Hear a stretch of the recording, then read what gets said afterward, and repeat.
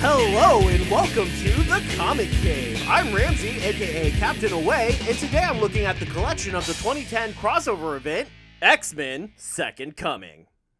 Second Coming is the third and final part of the X-Men Messiah trilogy, involving the only mutant to be born since M-Day, the day that most of the mutants in the world lost their powers. It's funny to me now that I was complaining about the first story in this series, Messiah Complex, being a bit hard to follow if you're not a diehard X fan, because then there's this comic. Oh boy. While the first series had me a little confused on the details, this comic kinda just left me behind altogether. If you managed to get and read all the various mutant comics that came out from the end of Complex to the start of this one, you would probably be able to take this one on without too much of a problem. But by the time this comic had started, the number of mutants left in the world were under 200, and I'm pretty sure Marvel had the name of every one of those remaining, and probably expected you to as well. And since I don't, never having wanted to read comics like the ironically named New Mutants, seeing as none of them can be that new for fairly obvious reasons, I found the sheer mass of mutants this story throws at us to be fairly overwhelming. Then add on top of that the fact that this series was heavily steeped in the, at this point, nearly 50 years of lore that you kind of need to know in order to follow along. So yeah, this series seriously had me doing my homework just to talk about it in any kind of reasonable way. I'll do my best to break it down as simply and clearly as possible, so let's see if I'm up for the task as we take this away.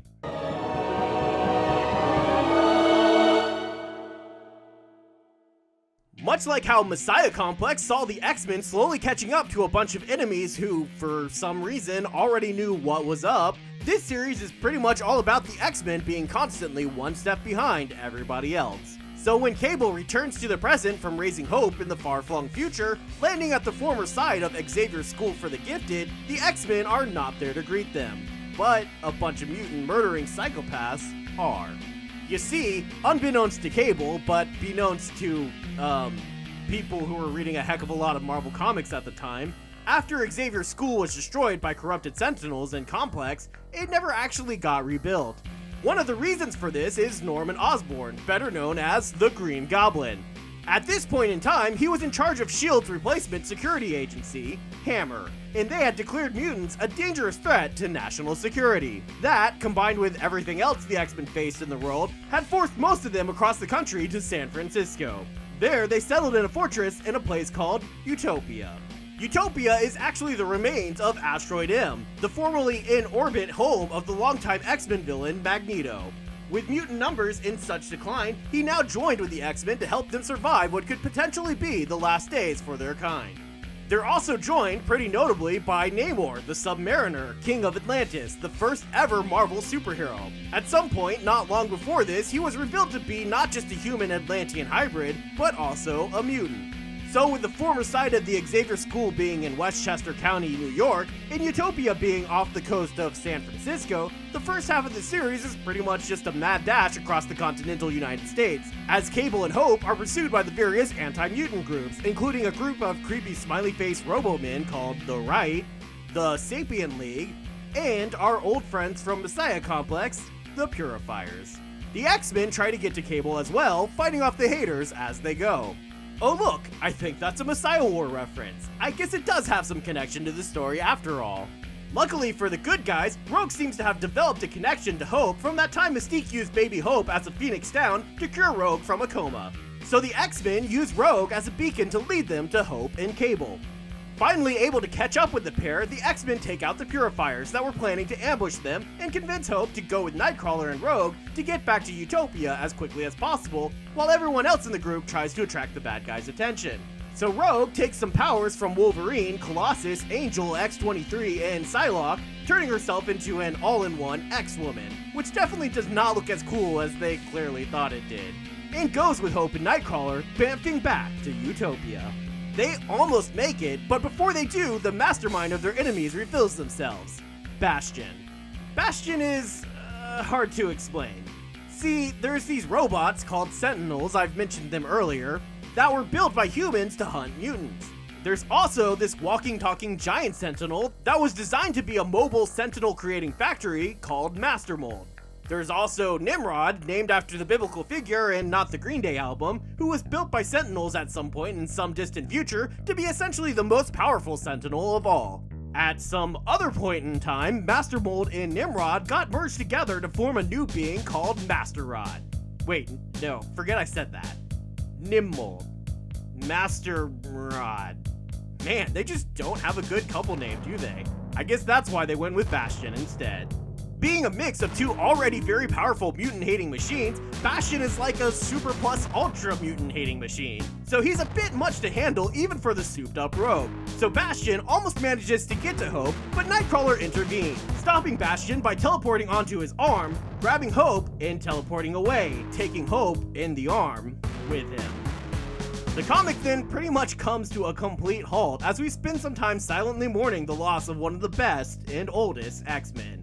It's actually almost funny in a way because Nightcrawler isn't the first casualty of the series. The comic actually opens on Cyclops mentioning the death of a mutant, Meld, and we see him up on a screen with two other mutants, Diamond Lil and Onyx, who died at the same time during the attack that Cyclops mentions. Also, attempting to prevent the Right from sending reinforcements into the hunt for Hope, Cyclops sent a younger group of X-Men to attack their base, and one of their number, named Karma, gets horribly maimed.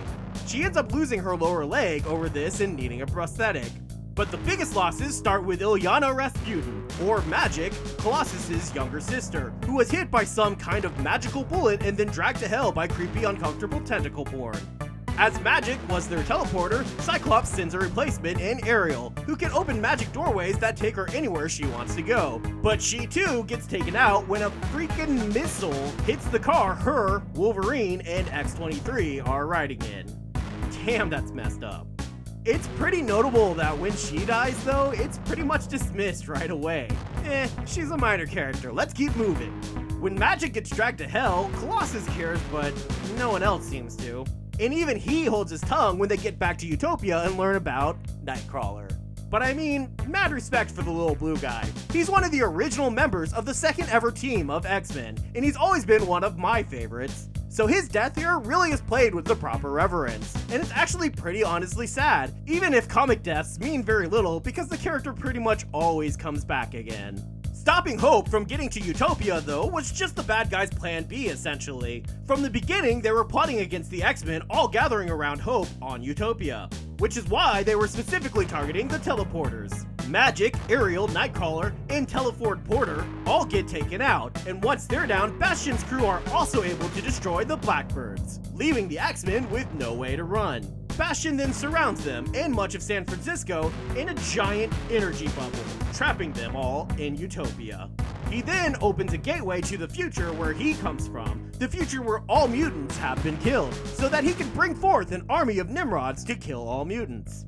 Their only reprieve is that the Nimrods are coming through in waves, giving them time to deal with one group before another arrives. Even still, as ultimate mutant killing machines, the Nimrods are quickly gaining the advantage. This fight is massive though, lasting a full 5 issues out of the 14 total. Some highlights include them blowing up a huge wing of Utopia in order to destroy just one of the Nimrods. Some Nimrods managing to gang up on Colossus and actually break his arm despite being in his still form, Professor X bringing Legion into the fight, a mutant with severe multiple personality disorder, with each personality having a different mutation, and the opening to the battle in X-Force under that gorgeous Clayton Crane art that is literally 10 entire pages of dialogue-free art detailing the battle, with dialogue finally starting on the very last panel of the 10th page. It's a pretty impressive spread and are literally the only completely textless pages of the whole series. But their efforts are mostly in vain, with the Nimrod waves starting to come faster and faster and a nearly endless amount apparently waiting to come through the portal. But Cyclops has one last hope. Cable can use his time-traveling device one more time. So X-Force and Cable head into the future the Nimrods are coming from, along with Cypher, since he can talk machine code, which should allow him to rewrite the code of the Master Mold creating and controlling all the Nimrods. There are some objections to even bringing Cypher though, even surprisingly from Wolverine. Bullets? My only weakness? How did you know? Oh right, Cypher's name is Doug Ramsey. I forgot. Man, I've got to keep that picture though, that's really great. As soon as they get to the future, they immediately run into a giant Days of Future Past reference. I've gotta admit, it's a little obvious, but I love this reference. Updated, obviously, for some newer mutants like X-23. But for reals, how'd they even kill X and Wolverine? Those two were literally blown up by a missile a few issues ago and walked out being all like, whatevs, we're fine. While I do enjoy this reference, this whole comic feels like it exists for references. Like this throwback art when Professor X first goes into Legion's mind. Or this reference to Nightcrawler's sister/girlfriend. Yeah, that was a thing. You're right, Psych, it is complicated. Or that first fight with Bastion with Rogue and Nightcrawler. It's all a reference to the first time Rogue defeated Nimrod by combining the powers of Colossus, Nightcrawler, and Kitty Pryde to teleport away Nimrod's arm. Here, Rogue's combination of powers isn't enough to stop Bastion, but Nightcrawler still teleports away an arm to end the fight, just with much more fatal consequences. Even Bastion himself. In fact, Bastion is surrounded by a veritable who's who of old X-Men villains, which they conveniently named for us. Stephen Lang, Bolivar Trask, William Stryker, Graydon Creed, and Cameron Hodge. Most of these men have proven to be pretty major villains in the past, especially in regards to the Sentinels. The X-Men also seem to be keeping a little rogues gallery of their own in Captivity and Utopia. This includes John Greycrow, aka Scalp Hunter, and old Hellfire Club members Sebastian Shaw and Donald Pierce. This backfires on them because Pierce somehow wakes up and is the one that blows up the Blackbirds. Which, I'm so shocked keeping villains in your base was a bad idea. They even bring back focus to the techno-organic virus that Cable has, the one responsible for his super cool cyborg arm. Bastion uses it to track him at the beginning while he and Hope are on the run. Back in the Days of Future Past future, X-Force and Cypher managed to complete their mission and shut down the Master Mold. Conveniently, this also shuts down all the Nimrods in the past. But the fight isn't over. Unfortunately, since Cable only had one time jump left on his time travel device, and since organic matter can't travel through the Nimrod portal, their journey into the future was a one-way trip. But Cable has a solution. He lets his techno-organic virus overrun him, which allows him to pass through the portal. For some reason, this also lets him hold the portal open long enough for the others to jump through? What? It's not like it was a doorway that was closing, it was a field that didn't allow organic life through it. I'm not sure how holding something open lets them jump through. How does that make sense exactly? The strain, though, proves to be too much for Cable, and once X-Force is returned home, he allows the portal to close and lets himself die.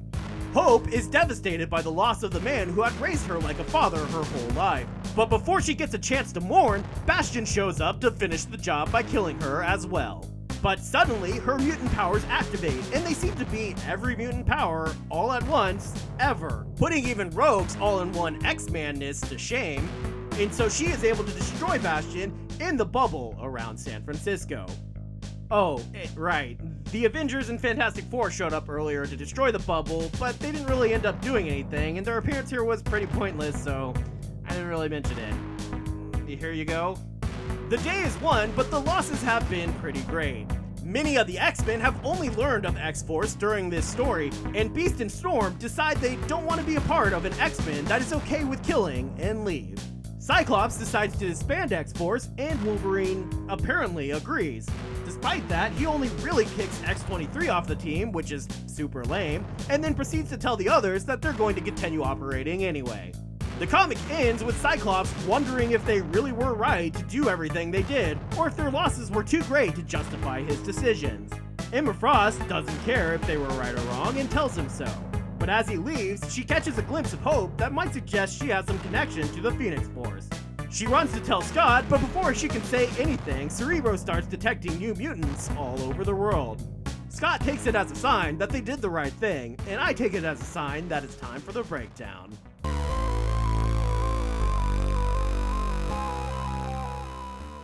I'm a little torn on how to feel about this series. It feels like what they were trying to do here was make an X-Men story that felt like what every other X-Men story has been building to. The amount of characters from their history being used here, coupled with the different references to previous popular stories, almost makes it feel like they were trying to conclude the X-Universe in general. But as you can tell from the ending, or the past 10 years of comics, it has continued onward regardless.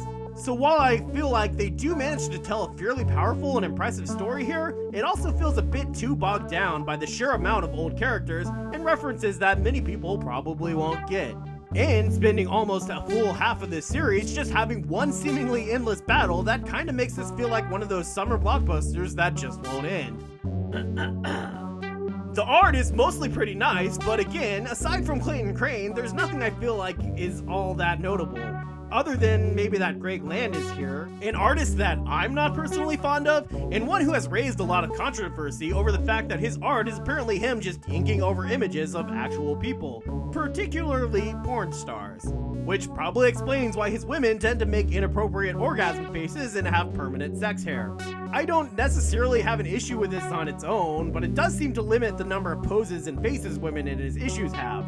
Also, it's weird to think about how when he draws her, Hope has the same face as all his other women, meaning that she too, 14-year-old Hope Summers, was probably also drawn over images of a porn star. Awkward. So overall, I think I pretty much have to give this series a recommendation level of medium. I like the story for the most part and the general idea of what they were going for, but I think there's just too many problems for me to recommend it as highly as it maybe should have deserved. The collected edition of Second Coming gets 1 Bullets, My Only Weakness image. Mainly because I really love that picture. It's a pretty strong collection though, not quite as many types of bonuses as Messiah Complex, but with all the covers in place and occasionally paired with alternate covers, as well as an extra bonus cover gallery in the back that includes some sketchwork and some of those very useful information pages for people feeling lost.